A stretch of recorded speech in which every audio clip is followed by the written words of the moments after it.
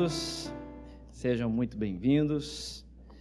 Obrigado, Everton, e aos músicos.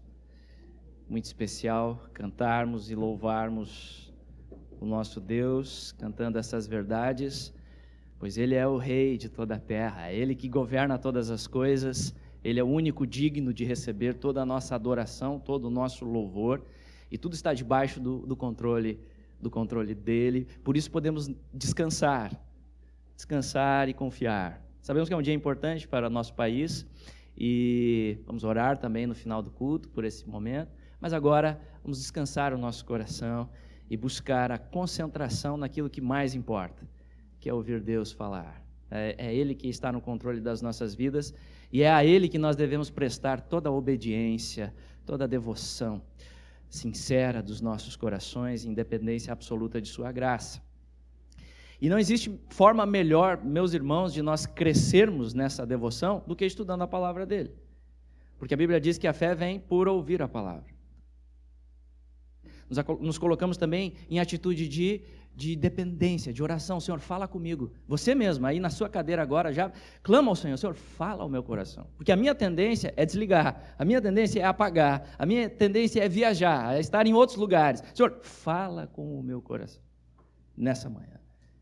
Que o Senhor, então, por sua misericórdia, conceda. E a gente tem o hábito aqui na nossa igreja de seguir exposição do texto. Pegamos um livro, uma carta e vamos seguindo em sequência a exposição do texto. E nós estamos em 2 Timóteo e vamos continuar hoje o estudo.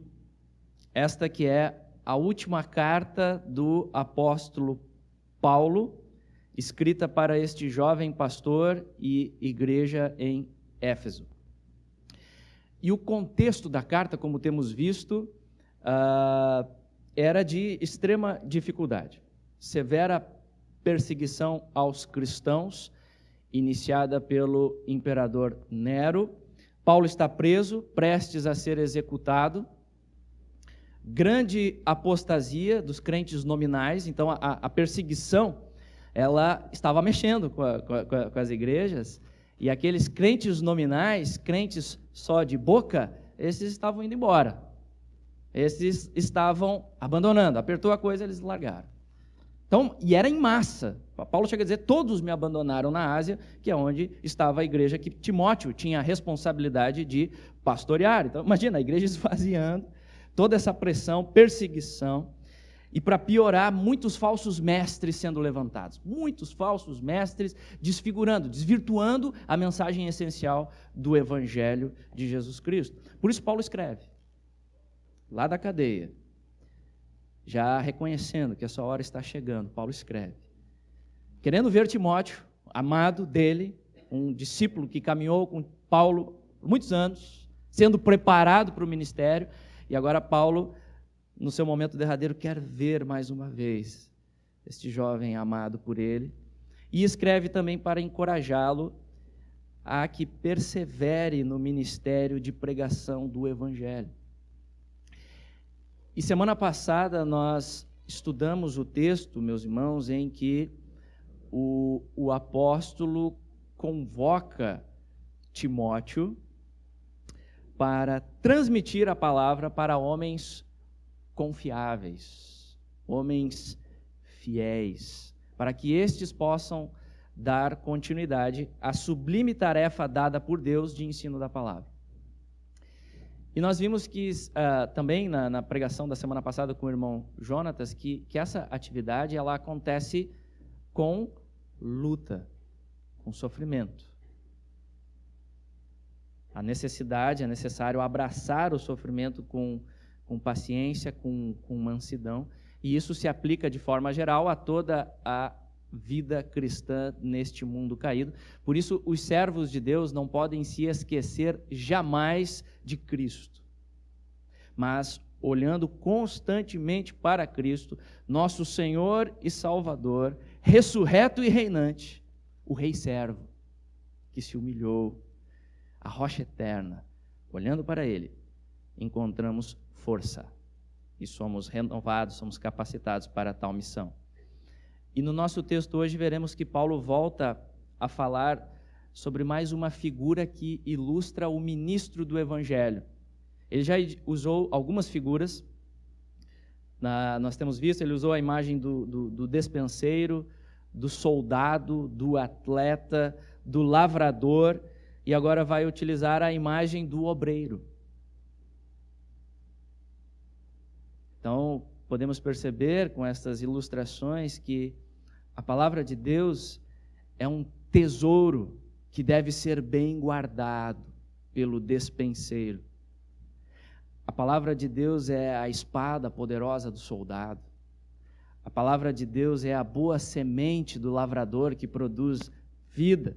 Mas além disso, a palavra de Deus é a ferramenta do obreiro para construir, para edificar a igreja para a glória de Deus. E o nosso texto, meus irmãos, ele se aplica, ele fala primariamente para os pastores, mas de forma geral, nós vamos ver que ele pode ser aplicado a toda a igreja. Toda a igreja. O texto fala a toda a igreja, porque os pais também devem ser obreiros aprovados na vida dos filhos, para edificar, para pastorear o coração deles constantemente à luz do Evangelho. Os esposos são chamados também a serem obreiros aprovados na vida das esposas, santificando elas pelo lavar da palavra constante. São chamados a serem obreiros aprovados na vida das esposas. E de forma geral, todos os crentes, todos nós somos chamados a sermos obreiros aprovados, porque nós somos chamados a nos aconselharmos mutuamente através da palavra. Então, os nossos conselhos, as nossas conversas devem ser bem alinhadas com a palavra, devemos ter esse temor. Será que os meus conselhos e as minhas conversas estão se adequando mais à palavra ou àquilo que eu ouvi do mundo e dos ensinos que muitas vezes são contrários às escrituras sagradas? Então, de forma geral, todos nós somos obreiros, participantes da edificação da igreja, e que pela graça de Deus possamos ser obreiros aprovados. Então, esse será o nosso assunto hoje. Vamos ressaltar, à luz do texto, algumas marcas do obreiro aprovado. Que marcas são estas? Vamos falar de 4 marcas para você anotar aí, e a minha oração é que estas marcas possam acontecer na sua vida e na minha vida também, pela graça de Deus. Amém? Vamos ao nosso Senhor em oração para começar.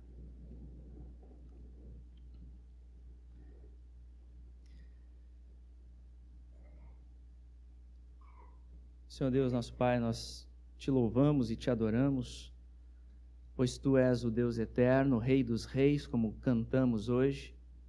Temos prazer em te adorar, ó Deus, e reconhecemos que isso acontece somente por Tua graça em nós, que alcança miseráveis pecadores como somos e nos traz para o reino do Filho do Teu amor, Senhor. Privilégio incomparável. Nada pode se comparar a isso, Senhor. Por isso, todo louvor, toda adoração seja dada ao Senhor nesta manhã. E, Pai, nós nos reunimos aqui também para ouvir as Tuas palavras, a Tua Escritura, Senhor. E suplicamos que o Senhor possa falar conosco. Eu peço graça, Senhor, para ser fiel ao texto e trazer a exposição desta importante parte da Escritura. E peço graça também, Senhor, a estes ouvintes aqui, esses irmãos, estes amigos que estão aqui, Pai. Que o Senhor conceda graça para a concentração. Ó Deus, acalma os nossos corações. Pai, traz cativo todo pensamento em obediência a Cristo pelo poder do Espírito Santo. Uma obra que nenhum homem pode fazer, somente o Senhor. Ó Senhor, fala conosco nessa manhã. E que toda a glória seja dada ao Teu nome. Oramos assim na dependência e nos méritos de Jesus. Amém.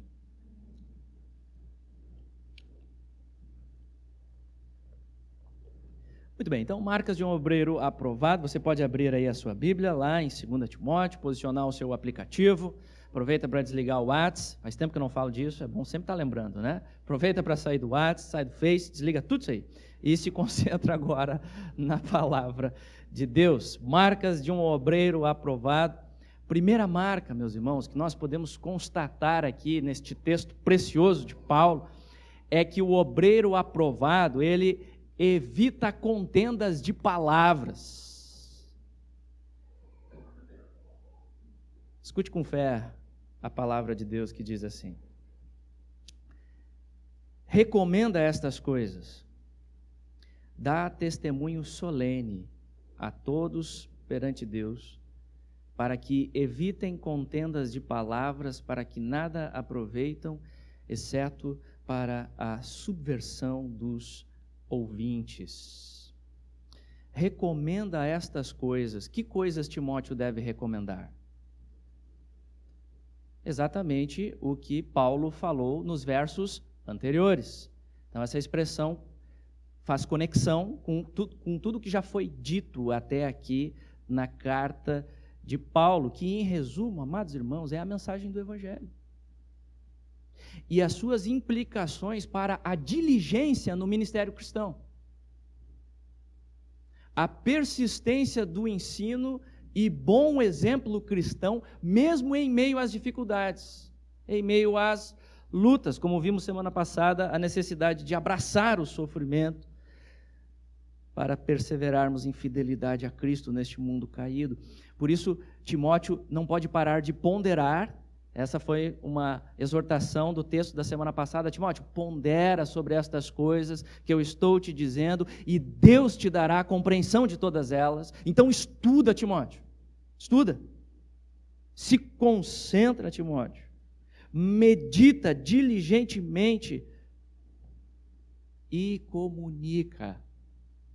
Recomenda, fala estas coisas. A construção do texto aqui traz a ideia de repetição e continuidade. Então é como se Paulo estivesse falando aqui em outras palavras: Timóteo, quero que você fale não só uma vez, mas que se esforce para imprimir estas coisas continuamente no coração dos seus ouvintes. O Evangelho deve ser o assunto dominante em suas ministrações, Timóteo. E deve ser assim, meus irmãos, porque o alvo principal do obreiro aprovado sempre será a edificação da igreja centrada no Evangelho. Centrada no Evangelho.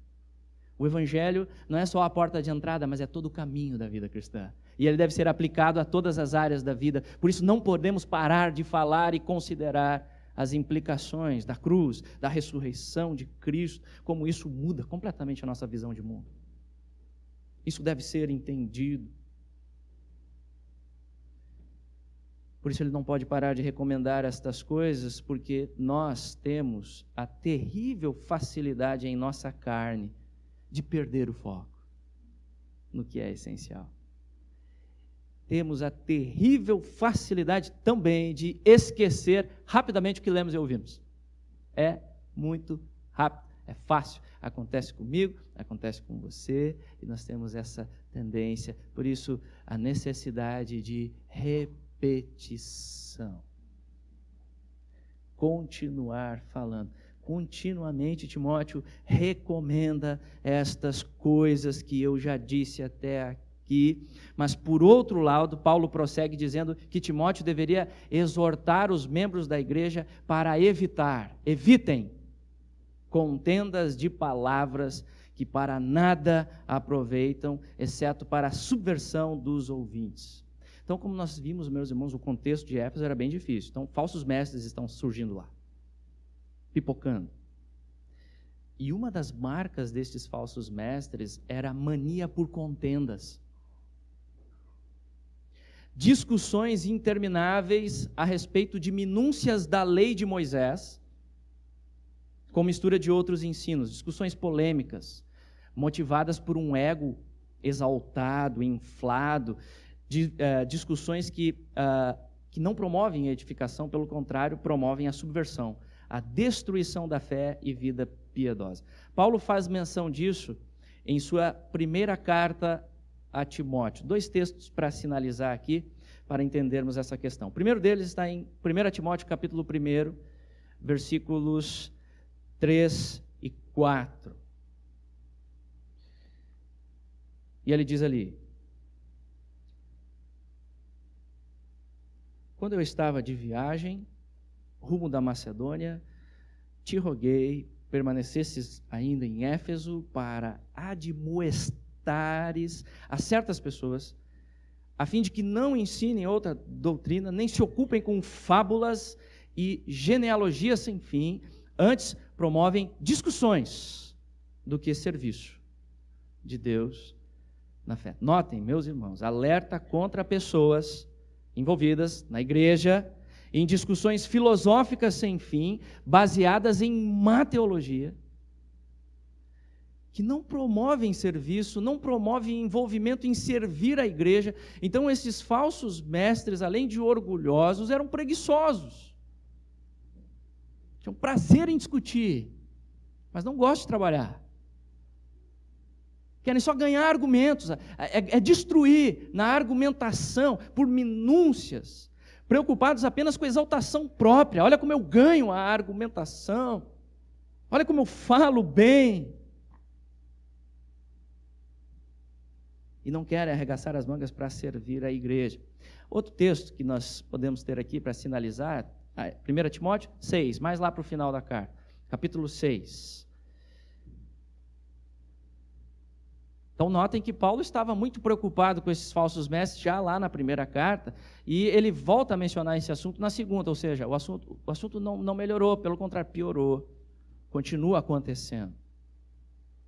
E ele diz ali, se alguém ensina outra doutrina e não concorda com as sãs palavras de nosso Senhor Jesus Cristo e com o ensino segundo a piedade, é enfatuado, arrogante, nada entende, mas tem mania por questões e contendas de palavras, de que nascem inveja, provocação, difamações, suspeitas malignas, altercações sem fim, por homens cuja mente é pervertida e privados da verdade. A palavra traduzida aqui como mania traz a ideia de desejo doentio. O cara é doente por discussão. Ele ama isso. Ele só se envolve nisso. É um desejo exagerado. Ele gosta de ser polêmico.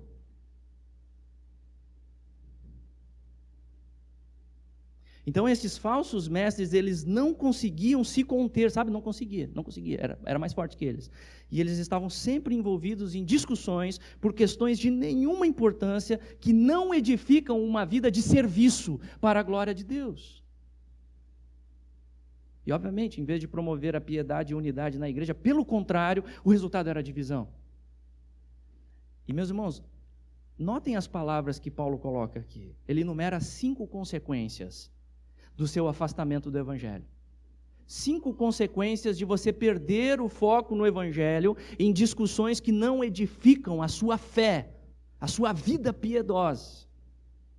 A consequência de você estar se envolvendo em assuntos periféricos e não alimentar a sua fé está aqui. E ele fala, inveja. Inveja. Provocações. Meus irmãos, se desenvolve um espírito de rivalidade na igreja. Fica um se comparando ao outro, um se medindo com o outro. Inveja. Difamações, falando pelas costas, um falando mal do outro. Ninguém vai exortar o irmão em amor, falar a verdade direto com ele. Só coloca no ventilador, espalha para tudo. Difamações. Suspeitas malignas, fica um desconfiando do outro. Fulano falou isso, mas ele deve ter segundas intenções por trás. Ele está me dando uma indireta, isso é certo. Isso é certo. E isso vai contagiando a igreja, surgem altercações sem fim. Isso quer dizer discussões acaloradas, disputas cheias de irritação que se repetem. É um ciclo vicioso. É um ciclo vicioso, continua. Aquela discussão acalorada, cheia de energia, cheia de raiva. Foco do seu afastamento do Evangelho. Você está a anos-luz longe do Evangelho de Cristo. E meus irmãos, refletindo sobre estas palavras, será que algumas vezes nós não manifestamos isso em nossos relacionamentos também? Será que às vezes não podemos cair nessa de entrar em discussões repetitivas, sempre querendo voltar àquele ponto que você quer impor? E essas discussões, elas acabam se tornando ríspidas quando um não concorda com o outro em determinados pontos não essenciais da fé, e então queremos impor a nossa posição na força, na marra. Ficamos bravos quando a pessoa não concorda com a gente, e nós não vamos descansar até destruirmos com os argumentos dela. E assim surge a amargura. E pode chegar ao ponto de nem falarmos mais com aquele irmão. Faz tempo que você não fala mais com ele. Faz tempo. E o tempo que vivemos no nosso país pode contribuir para isso. Discussão sobre candidatos políticos. Claro, amados, podemos conversar. Podemos conversar. Com prudência. Prudência. Prudência. Não em qualquer espaço. Não com qualquer pessoa. Prudência. Prudência. Podemos trazer bons princípios para o assunto, mas escute bem.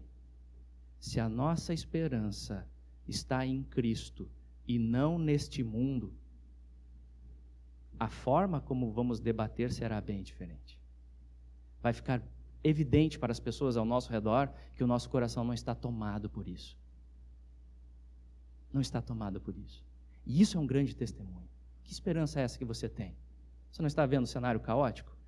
Da onde vem a sua esperança? Onde está o seu coração? Me fale de sua fé. Me fale deste evangelho que você crê. Por que você está tão tranquilo, em paz? Onde está o seu coração?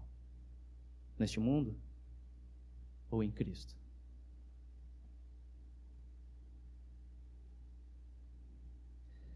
Portanto, devemos estar atentos, amados. Podemos não ser falsos mestres, mas somos pecadores e perdemos o foco.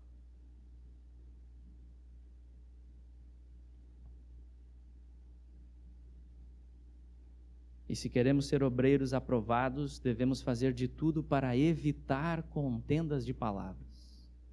Por isso eu pergunto para a sua vida, agora reflita sobre você, sobre a sua vida, pense sobre a sua vida agora.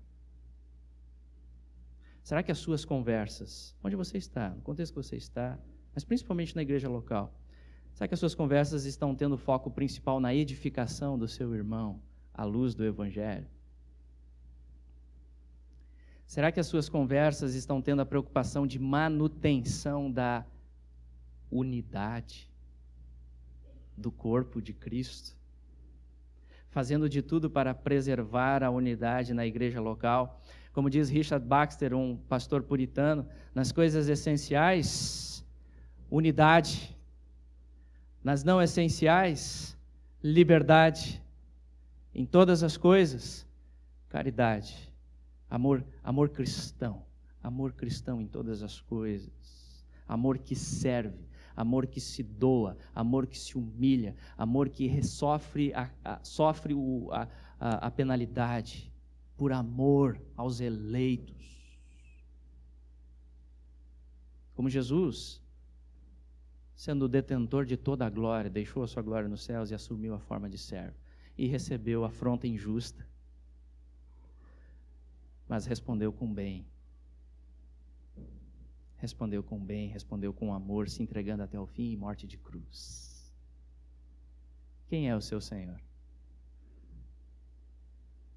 Quem é o seu Senhor? A quem você serve? A si mesmo? No seu ímpeto?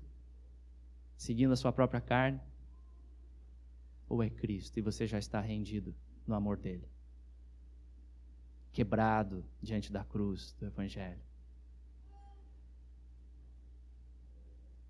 Então devemos tomar cuidado, meus irmãos, para não deixar raiz de amargura surgir entre nós. Por isso eu digo, agora de forma bem prática, se você percebe que exagerou com o seu irmão na discussão, está na hora de você se humilhar e pedir perdão. E faça isso logo, porque Deus rejeita os orgulhosos, mas dá graça aos humildes. Não brinque com isso.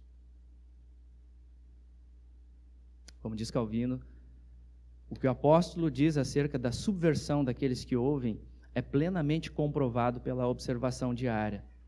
É natural que em meio às contendas percamos nossa apreensão da verdade e Satanás faz uso das controvérsias como pretexto para subverter e destruir nossa fé.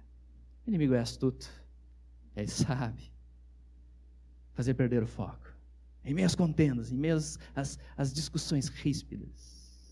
E aí você vai perdendo foco naquilo que é o mais importante para a sua fé crescer, para você ser mais semelhante a Jesus e avançar na vida cristã.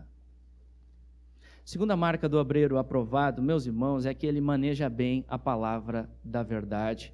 Olha o que diz o texto: procura apresentar-te a Deus aprovado, como o obreiro que não tem que se envergonhar, que maneja bem a palavra da verdade.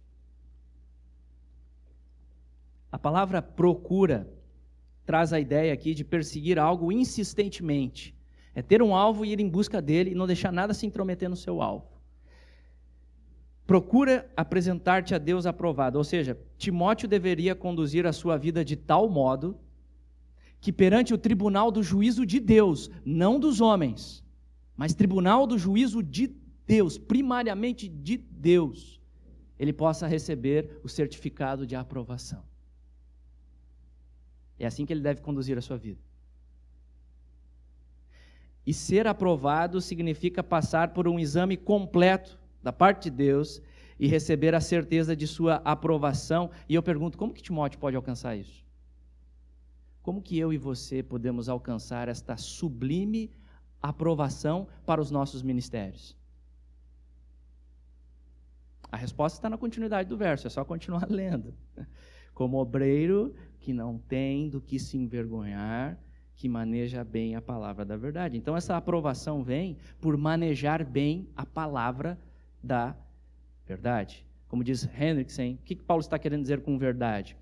Esta palavra da verdade é o testemunho acerca de nosso Senhor, 2 Timóteo 1,8, o Evangelho, Efésios 1,13, a palavra de Deus, 2 Timóteo 2,9. É a verdade redentora de Deus. Então é a Bíblia toda tendo Cristo no centro. O modificador da verdade enfatiza o contraste entre a inabalável revelação especial de Deus de um lado e o palavrório sem valor dos seguidores do erro do outro, dos contadores de história, mas não pregadores do Evangelho. E o que significa então manejar bem esta palavra? O significado aqui é manusear corretamente. É fazer uso correto da verdade. Às vezes podemos pensar que manejar bem é o cara que tem habilidade para folhear rapidinho a Bíblia. Sabe? O cara acha uma passagem de bate-pronto. Você fala, passagem tal, ele abriu. Esse cara maneja bem a palavra da verdade. Ele sabe de cor onde estão os textos todos. É impressionante. E ok, meus irmãos, isso pode fazer parte, facilita o estudo. Mas eu, pessoalmente, não tenho uma memória tão privilegiada e reconheço que, às vezes, preciso apelar para o Google para achar algumas passagens. Mas, meus irmãos, a ideia aqui, manejar bem, é principalmente fazer interpretação correta, cuidadosa das Escrituras, iluminado pelo Espírito Santo e, consequentemente, fazer a aplicação adequada desta palavra ao nosso contexto e dos ouvintes. Ter a porção adequada, ter a comunicação adequada, porque às vezes a gente quer despejar tudo, né, naquele que está começando. Até se discute o termo tal, alguns comentaristas dizem que pode trazer a ideia aqui do manejar bem, de dividir bem. Então, uma porção adequada para cada um. Como o pai dá o alimento adequado para cada filho, em sua idade, um pouco mais de alimento, menos alimento. Então, ter essa dosagem, saber entender bem a Escritura e aplicar ao contexto com habilidade, com sabedoria, dependência absoluta de Deus, porque nós não temos essa capacidade. Hendrickson diz: o homem que manuseia corretamente a palavra da verdade não a muda, não a perverte, não a mutila, nem a distorce, nem faz uso dela com um propósito errôneo em mente. Ao contrário, ele interpreta as Escrituras em oração e à luz das Escrituras. Um princípio importante de interpretação básica, princípio básico de hermenêutica: Bíblia interpreta Bíblia. Textos não tão claros são trazidos à luz por outros textos mais claros. É a palavra de Deus, ela é perfeita. Então ela se interpreta, ela traz clareza para os textos. Alguns são mais difíceis, alguns são mais claros. Então devemos ser cuidadosos, né? E aí continua Henriques: aplica seu sentido glorioso corajosamente, tem que ter coragem da parte de Deus, porque muitas vezes a Bíblia confronta, o Evangelho confronta o pecador, e com amor. Também não pode ser o tirano, né? O autoritário. Não, é com amor, é com equilíbrio. As situações e circunstâncias concretas, fazendo-o para a glória de Deus, para a conversão dos pecadores e para a edificação dos crentes. Então percebam, meus irmãos, que o obreiro aprovado é conhecido por sua fidelidade à Escritura. Será que a sua vida está sendo marcada por isso também? Para tudo que você faz na vida. Será que é a palavra a primeira que você consulta? Ou você consulta homens?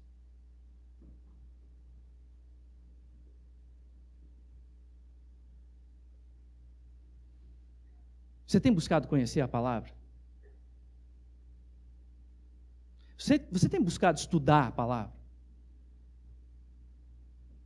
Você tem buscado separar um tempo para leitura cuidadosa, estudar com temor, estudar com oração, observando a passagem no seu devido contexto, pegando o contexto do texto,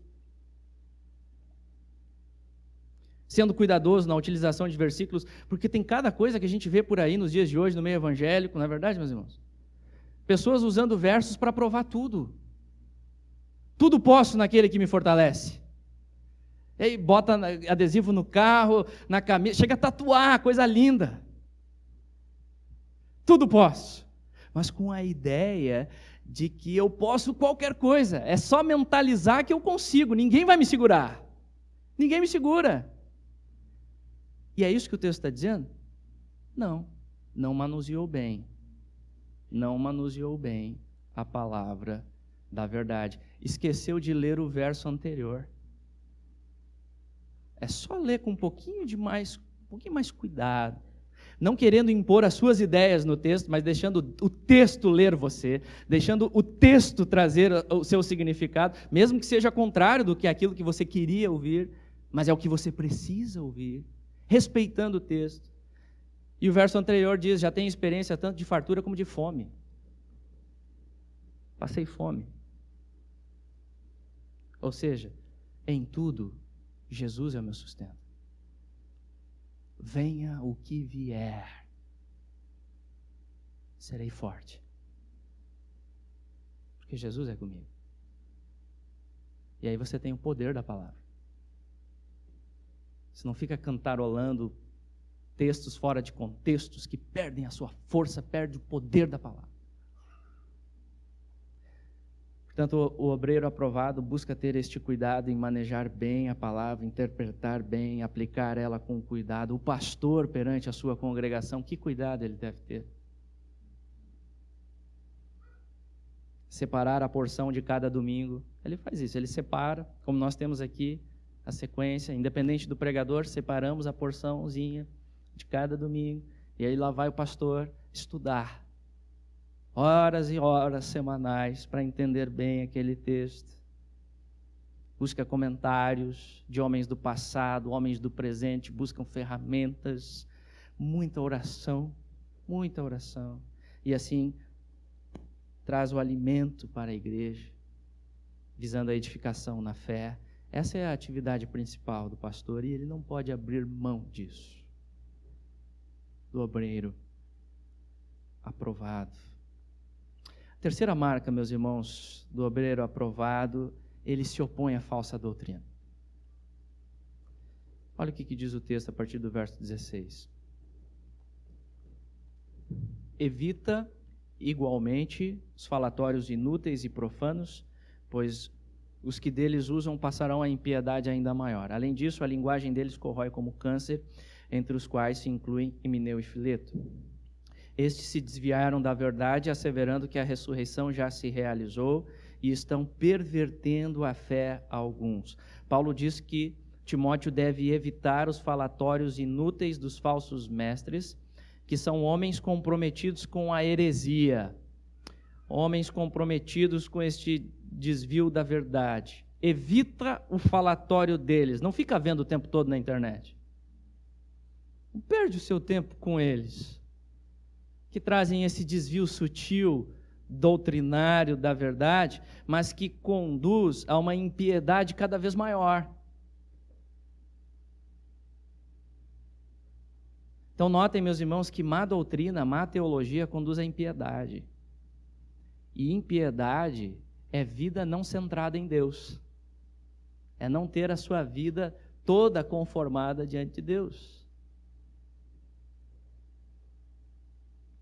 Por outro lado, a sã doutrina, centrada no Evangelho, assimilada pelo Espírito Santo, deve conduzir as nossas vidas à piedade crescente. Caso contrário, algo está errado com a nossa assimilação da verdade. Ortodoxia deve conduzir à ortopraxia. Sempre. Pela graça de Deus. Na sequência, Paulo diz a linguagem destes falsos mestres, citando Himeneu e Fileto, antigos líderes da igreja em Éfeso. Eram antigos líderes. Paulo diz que a linguagem deles corrói como câncer. E a palavra câncer aqui traz a ideia de gangrena ou tumor maligno. Algo que cresce e se espalha, destruindo a saúde do corpo. Como um tumor que avança e vai tomando conta de todo o corpo. E aplicando isso à igreja, temos a ideia aqui que o desvio doutrinário, tendo publicidade, pode começar em pequena parte da membresia, mas se segue recebendo a atenção de mais pessoas, isso pode levar à ruína todo o organismo da igreja local. Por isso que o desvio doutrinário deve ser combatido, deve ser tratado com urgência. E estes antigos líderes na igreja, Himeneu e Fileto, se desviaram da verdade, ou seja, da verdadeira doutrina da salvação em Cristo. Então, perceba que Paulo não está discutindo aqui uma simples diferença de opiniões teológicas entre líderes de coisas secundárias, não. É erro capital mesmo que está em jogo. É doutrina essencial do Evangelho. E o que eles estavam afirmando? Versículo 18. Asseverando que a ressurreição já se realizou e estão pervertendo a fé a alguns. Portanto, eles negavam a doutrina da ressurreição corporal futura dos cristãos. Muito provavelmente, eles estavam ensinando que a identificação dos crentes com Jesus se dá apenas na esfera espiritual. Portanto, já aconteceu e não existe mais nenhuma ressurreição a ocorrer. Uma espécie de gnosticismo incipiente. E o ensino herege deles trazia a influência da visão filosófica do tempo deles, dos gregos contemporâneos, que a matéria era algo ruim e o espírito era algo bom, este dualismo. Mas, obviamente, a Bíblia não ensina isso em nenhum momento. Então, Hendrickson diz o seguinte: nisso eles se assemelhavam aos liberais da atualidade, falando de Himeneu e Fileto, né? Que, embora não queiram ser surpreendidos dizendo não há ressurreição, alegorizam o conceito. Ora, é preciso admitir que Paulo também cria numa ressurreição espiritual. O ato de Deus por meio do qual ele comunica nova vida a quem está morto em delitos e pecados. Aí tem vários textos aí que corroboram, né? Mas o apóstolo também, mais definidamente, ensinava a ressurreição do corpo. 1 Coríntios 15, Filipenses 3, 21. Justamente como Jesus fizera, João 5, 28.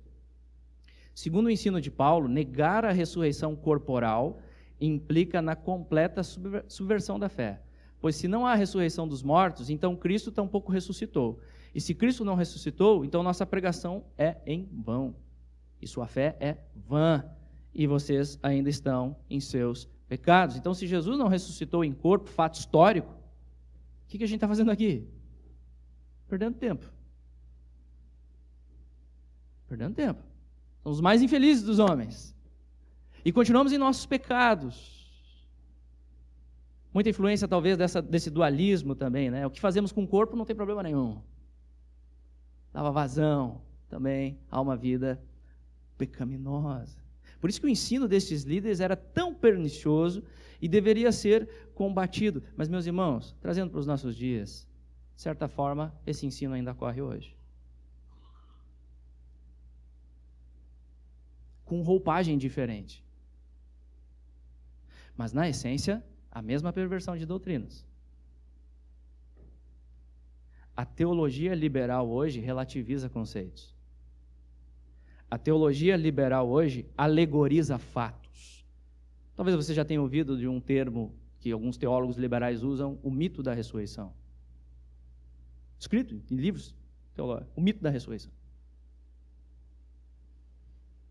Trazendo a ideia de que não é tão importante saber se Jesus de fato ressuscitou, não temos evidências, provavelmente não aconteceu, mas o importante é a ideia ressuscitar, a ideia do amor ressurgir nos nossos corações, o bom sentimento, promovendo a unidade independente da fé que você tem, promovendo o ecumenismo e tudo mais. Paulo está dizendo aqui que o obreiro aprovado se opõe a esse tipo de mentalidade. E a verdade, meus irmãos, é que a disseminação de falsas doutrinas, isso deve estar claro para nós, principalmente nos tempos que nós vivemos. Essa disseminação, ela é violenta. Sempre foi e continuará sendo uma dura realidade na história da igreja. É uma investida constante de Satanás, pai da mentira, pai do erro. Como o próprio Senhor Jesus ensinou no sermão profético de Marcos 13, Mateus 24, dizendo que o fim dos tempos seria marcado pela manifestação de muitos falsos profetas que enganariam a muitos, se possível os eleitos. E ao estudarmos a história da igreja, meus irmãos, é importante estudar a história da igreja. Não podemos perder isso de vista, é um estudo importante, até para o entendimento da própria Escritura mesmo. Mas quando nós olhamos para a história da igreja, vamos perceber que essa disseminação de falsas doutrinas, ela começou bem cedo, como Paulo já está tratando aqui, e no segundo século, nós já temos os pais da igreja que se destacaram como grandes apologistas, defensores da fé, segundo século. E já naquele tempo eles lutaram contra as heresias que estavam se infiltrando na igreja, como por exemplo o legalismo, que nós já estudamos bastante lá aos Gálatas, o gnosticismo, aqui tratado de forma incipiente, o arianismo. Já ouviu falar de arianismo? Ele desfigura a doutrina da divindade de Cristo. Nega essa divindade de Jesus. O modalismo, que desfigura a doutrina da Trindade, Pai, Filho e Espírito Santo, um só Deus, subsistindo na forma de 3 pessoas, desfigura. Então essas falsas doutrinas, elas já se espalhavam lá no início da igreja e continuam, meus irmãos, elas vão mudando de forma ao longo do tempo, mas o conteúdo é semelhante, visando sempre desfigurar as doutrinas essenciais do Evangelho, atacar o coração do Evangelho. Como, por exemplo, temos hoje os testemunhas de Jeová, que negam a divindade de Jesus e do Espírito Santo. Temos os Mormons, que desvirtuam a doutrina da Trindade. O Espiritismo, que traz muitas coisas do gnosticismo. Temos também a teologia da prosperidade, que desvirtua o Evangelho. Portanto, a verdadeira igreja, com seus obreiros aprovados, neste mundo caído, deve estar sempre lutando pela verdade, atenta contra as falsas doutrinas que surgiram e vão continuar surgindo ao longo da história, arrastando muitos rumo à apostasia, que é o que ocorreu aqui com Himeneu e Fileto. E apostasia significa abandono definitivo da fé cristã. E Hernandes Lopes, pastor Hernandes Lopes diz, a apostasia não pode ser confundida com a perda de salvação. Não é isso. Nem nega a perseverança dos santos. Significa que, por influência dos falsos mestres, muitas pessoas que outrora professaram a fé cristã abandonarão essa confissão. Então entendam, meus irmãos, Paulo está falando aqui de pessoas que entenderam em parte o Evangelho, de Cristo intelectualmente, se identificaram com a fé cristã até certo ponto, fizeram parte da igreja, pode ser membros da igreja durante toda a vida. Mas o Evangelho não caiu a ficha, não atingiu realmente o seu coração, não transformou a sua vida, não produziu fruto, e essas pessoas vão ser atraídas por falsas doutrinas. Essas vão ser atraídas, vão ser pegas por falsas doutrinas. E, meus irmãos, tem um texto muito precioso lá em Tessalonicenses, que Paulo fala sobre o grande problema das pessoas que vão apostatar. O grande problema. Lá em Tessalonicenses. Texto muito precioso, que fala sobre o perigo dos apóstatas. Está lá em 2 Tessalonicenses, capítulo 2, versículo 9 a 10. E lá ele diz, ora, o aparecimento do iníquo é segundo a eficácia de Satanás, com todo poder e sinais. Então é cheio de poder, prodígios e da mentira, e com todo engano de injustiça aos que perecem. Por que perecem? Porque não acolheram o amor da verdade para serem salvos. Então, a conclusão que podemos tirar deste texto é que uma das evidências distintivas de todo crente verdadeiro é este amor pela verdade do Evangelho.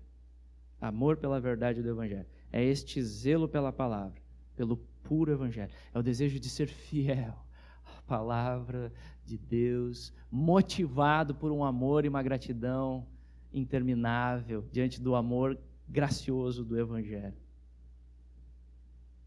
E, meus irmãos, é com este apego, porque aquilo que você ama, você vai atrás, você cuida bem, você investe. Seja sincero consigo mesmo, né? Não tenho tempo, pastor. As coisas que você gosta, você dá um jeito. Você vai atrás. Amor pela verdade. Você tem amor pela verdade? Você está investindo nisso? Isso é muito sério que Paulo está falando aqui. Satanás vem com... Você não é mais forte que Satanás. Você não é mais esperto. Por isso você precisa se acolher a esse amor à verdade. Você está investindo nisso? Nessa leitura cuidadosa, amando realmente a verdade. E, meus irmãos, é assim que o obreiro aprovado se opõe às falsas doutrinas. Você não precisa ficar estudando todas as heresias e apavorado com todas elas, detalhadamente, todas as falsas religiões. Não precisa disso. Você identifica a nota falsa estudando bem a verdadeira. Você está bem versado ali na verdadeira. Quando vem uma nota falsa, você diz, pronto, não, isso aqui não bate com a Escritura. Alguém vem para trazer você algum ensino, né? Isso aqui não bate com a Escritura. Porque você está bem familiarizado com a nota verdadeira. O obreiro aprovado se opõe às falsas doutrinas porque ele ama a verdade. Ele faz isso por amor ao Senhor, para a glória de Deus e por amor aos eleitos. Paulo estava sofrendo, preso, por amor aos eleitos, para que essa verdade pura chegasse ao coração dos eleitos, chegasse às pessoas que estão próximas a você. Essa verdade pura, porque é a única que pode salvar. É a única que pode livrar o homem do seu desespero, da sua perdição eterna. Pode abrir os olhos dele. Ele não enxerga porque ele está morto de seus pecados, mas o Evangelho traz luz, traz vida. E você tem essa mensagem. Por fim, amados, quarta marca. O obreiro aprovado persevera até o fim, pela graça soberana de Deus. Olha que precioso esse texto. Entretanto, o firme fundamento de Deus permanece tendo este selo. O Senhor conhece os que lhe pertencem. E mais, aparte-se da injustiça todo aquele que professa o nome do Senhor. Então, apesar de que os falsos profetas virão e possam desencaminhar a muitos da fé, os eleitos de Deus não serão enganados. Definitivamente. Podem ser confundidos por um tempo, mas não serão enganados definitivamente. Por quê? Porque o bom pastor conhece as suas ovelhas. O bom pastor conhece as suas ovelhas, lhes dá a vida eterna e elas jamais perecerão. Ninguém pode arrebatar os eleitos das mãos de Cristo. Como aquela ilustração que muitos usam, corriqueira já, do pai caminhando de mão dada com o filho, e aí vai atravessar uma rua movimentada, perigosíssima, e aí está lá o seu filho do seu lado.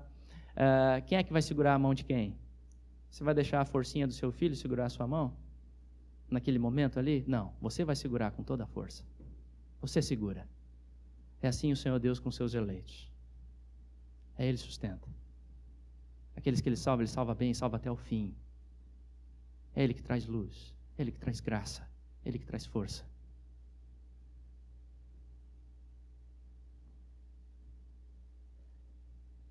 Então, como diz John Stott, apesar de a fé dos homens ser abalada, versículo 18, o fundamento de Deus permanece seguro. Esta é a verdadeira igreja que Deus está construindo. Ela tem duplo selo ou inscrição. O primeiro é secreto e invisível, e o Senhor conhece os que lhe pertencem. E, portanto, os guardará salvo para sempre. O segundo é público e visível, a saber, aparte-se da injustiça todo aquele que professa o nome do Senhor. Está aqui a sua responsabilidade. E por sua santidade prova que pertence ao Senhor. Em última análise, Paulo está dizendo que é somente o Senhor que conhece e reconhece o seu povo, e só Ele pode distinguir o verdadeiro do falso, já que somente Ele prova o coração. Só Deus conhece o coração. Mas nós, mesmo não podendo ver o coração, vemos a vida, que é a evidência fidedigna da condição do coração e é manifesta a todos. Os dois selos, contudo, são essenciais, o divino e o humano, o visível e o invisível. Juntos eles dão testemunho do firme fundamento de Deus, sua verdadeira igreja. Então notem, meus irmãos, que o obreiro aprovado, ele vai perseverar na verdade, com altos e baixos, dúvidas e fraquezas. O crente passa por dúvida, eu luto com isso. Nós podemos esfriar, pode ficar um tempo afastado, o crente vai sofrer lutas, mas no final ele vai perseverar, aos trancos e barrancos, mas vai perseverar, porque Deus é com ele. Caiu a ficha do evangelho para ele, ele ama o Senhor, ele ama a verdade. E ele vai perseverar, porque a perseverança dele não está fundada em si mesmo, ele não está dependendo da própria força, de fazer tudo certinho, ele não depende disso. Está fundada na graça soberana de Deus, a esperança dele, a força dele. Porém, a realidade dessa perseverança vai se evidenciar na sua vida, meu querido irmão e minha querida irmã, deve se evidenciar na sua vida. Como? Ao você se apartar da injustiça. Pelos seus frutos os conhecereis, disse Jesus a respeito dos falsos profetas. E assim, então, quando chegar no grande dia do Senhor, lá, no grande dia do juízo final, e esse dia se aproxima, ele é inevitável, a sua chegada é inevitável. Creia você nisso ou não creia, goste você disso ou não goste, ele está chegando. E você estará lá. E lá, naquele dia, os falsos obreiros, aqueles que viveram sem temor de Deus, que brincaram com as coisas do Senhor. E eles podem estar na igreja, eles dirão para o Senhor, eles tiveram uma vida religiosa, porque eles dirão: Senhor, no teu nome não fizemos muitos milagres, no teu nome não profetizamos, eles podem até falar a palavra, mas o coração está longe do Senhor, a motivação do coração, o motivo deles estarem envolvidos no ministério é a própria exaltação. E lá naquele dia, ouvirão das palavras do Senhor: nunca vos conheci. Apartai-vos de mim, os que praticais a iniquidade. Interessante o contraste, né? O Senhor conhece os que lhe pertencem, e agora o Senhor Jesus dizendo: nunca vos conheci. E o conhecer aqui não é a ideia só de informações, mas é um conhecer de intimidade, de amor, de comunhão, de fazer o que a palavra de Deus manda por amor. Não é meros atos externos, não é minúcias da lei, discussões, mas você é impulsionado, porque o Espírito flui do seu interior em direção ao Senhor. Em contrapartida, meus irmãos, os obreiros aprovados que se atentaram a estas marcas, que se atentaram à palavra de Deus, que lutaram, são falhos, pecadores, mas lutaram para perseverar com Cristo até o fim, ouvirão a doce palavra: vinde, benditos de meu Pai, entrai na posse do reino que vos está preparado desde a fundação do mundo. Qual será a sua condição nesse dia? Qual será a sua? Agora eu estou falando com você. Qual será a sua condição? Aparte-se hoje da injustiça, reconhecendo-se miserável pecador. Aparte-se hoje. Reconheça o seu pecado. Reconheça que você é errante. Reconheça que você não pode. Reconheça que a sua natureza é pecaminosa, porque a Bíblia diz isso. Se submeta à palavra de Deus. Concorde com a palavra de Deus. E clame pelas misericórdias de Jesus hoje. Vá a Jesus hoje. Renove o seu compromisso com Jesus hoje. Clame pelas misericórdias. Somente em Jesus, amados, através da gloriosa morte de Cristo na cruz e ressurreição, podemos ter nova vida. Somente você, firmado bem em Jesus, você pode crescer como um obreiro aprovado, para a glória de Deus. Não é à toa que Paulo fala para Timóteo: não se esqueça de Jesus Cristo, ressuscitado, vitorioso, glorioso. Vá com Ele, Timóteo. Ele é conosco. Ele não nos abandona. Nele nós vamos perseverar, Timóteo. Nele nós vamos adiante, Timóteo. Nele o evangelho vai prosperar, Timóteo, nesse mundo caído. Já pensou? Tinha tudo para dar errado. 2000 anos passaram e a palavra continua. E nós estamos aqui ouvindo essa mensagem, amando o Senhor. Não se esqueça de Jesus Cristo, Timóteo. Amém? Finalizando então, amados, essas são algumas marcas do obreiro aprovado, como vimos. O obreiro aprovado evita contendas de palavras. O obreiro aprovado maneja bem a palavra da verdade. O obreiro aprovado se opõe à falsa doutrina. E o obreiro aprovado persevera até o fim, pela graça soberana de Deus. E a minha oração é que essas verdades possam ser aplicadas à sua vida e à minha, que essas marcas possam existir em você e em mim, para a glória de Deus. Vamos orar.